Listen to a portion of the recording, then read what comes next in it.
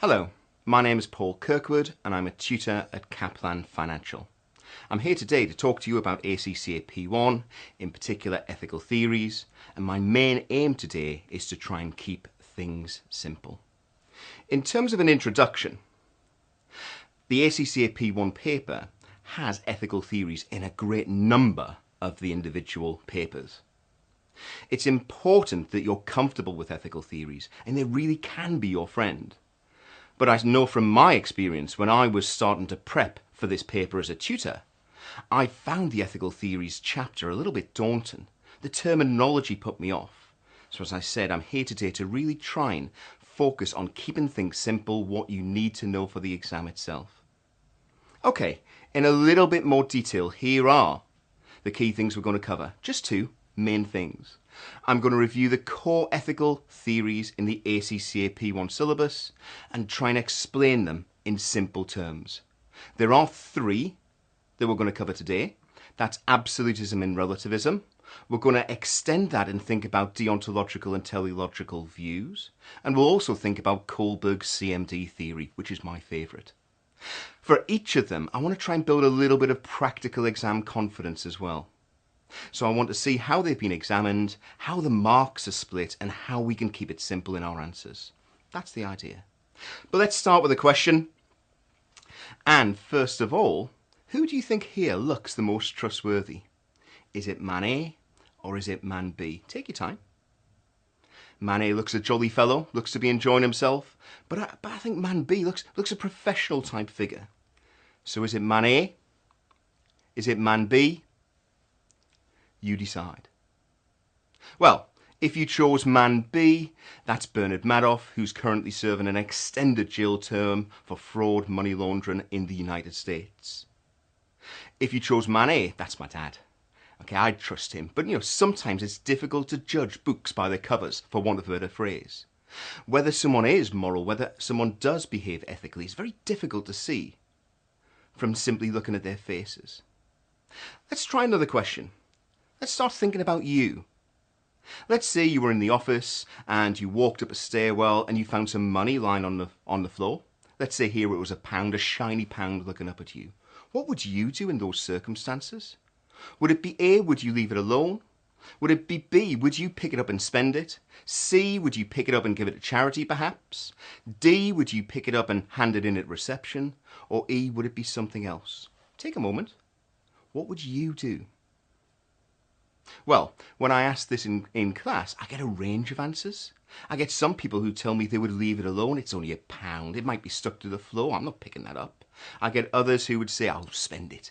I get remarkably a high proportion who say they would spend it, but let's leave that there for the moment. I get a number who would say they would give it to charity, and some who say they would hand it in, and some who'd do something else. But what happens if it changed slightly? What happens if I said it was £10 that you found on the floor? What would you do now? Would you leave it alone now? Would you pick it up and spend it? Would you hand it in?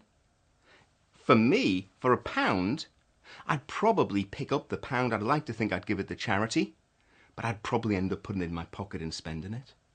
£10, however, that's different. £10, from my point of view, that seems like a lot more money, and I'd probably hand it in at reception. So simply the circumstances of the situation has changed my actual ethical behaviour, my moral decision, for want of a better phrase. Some of you may be saying, no, Paul, I'll do the same. I'd always hand it in, or I'll always spend it. Others, things will be more relative. If we said it was £1,000, would that change your decision? Would you now do something different? Same options. What would you do? Me with £1,000, I'd probably inform the police. So 3 different amounts of money, the same circumstances really, but 3 different outcomes. So that may be interesting, but why am I telling you this? Well, we're going to talk about ethical theories, but they simply are theories. In terms of actual ethical behaviour, that depends on many factors. It could depend on the individual, and that's what we're focusing on today. We're going to focus on ethical theories and how they can impact individuals, how they're applied by individuals, how individuals think. But there are other factors if we were putting this into practice. We haven't got time today to deal with these areas of the syllabus, but it could be the circumstances of the situation. It could be the intensity, the moral intensity of the situation. Ethics is fascinating, and the more you drill into the subject area, the more personal, I think, gain and benefit you'll get from this syllabus area. But we must stick to the theories. So today we're going to cover 3 key theories and start with absolutism and relativism. Well, if I was an individual and I was taking an absolutist stance, you could say that I would follow one set of moral rules. I'd have a set of moral rules in my mind, and whatever circumstances came up in front of me, I would use those rules to decide on the most appropriate behaviour.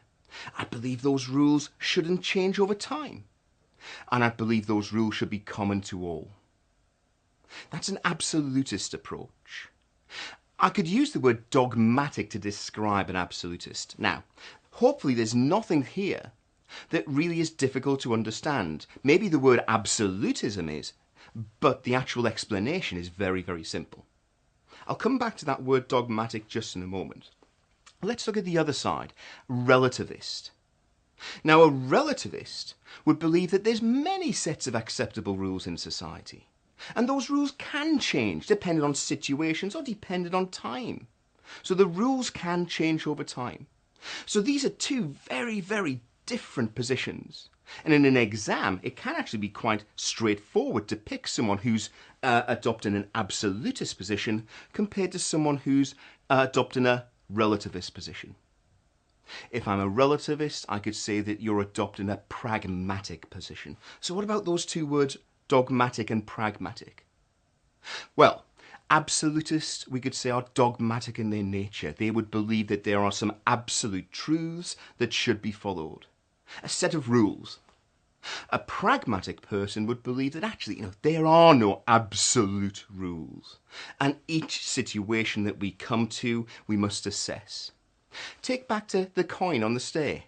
Some of you, and the money on the stair, some of you said, no, that money's not mine. I'm going to leave it there. I will not pick it up. I don't care whether it's £1, £10 or £1,000. That's my position. You're following an absolutist path. Me, I was much more relativist. It was only £1. It was £10 I'm going to hand it in. I think the situation changed when it was £1,000. So that's absolutism and relativism, but let's now see how it's examined. Let me just read through the question. So distinguish between absolutist and relativist approaches to ethics and critically evaluate the behaviour of Shazia Lowe, the accountant who accepted a bonus for her silence, using both of these perspectives. That was from December 2010 and it was worth 10 marks. Well, as you can see, the mark allocation was broken down. And actually, there were 4 marks for looking at and distinguishing the 2 types of ethical position, absolutism and relativism. So by using some of the words and phrases that I showed you on the previous slide,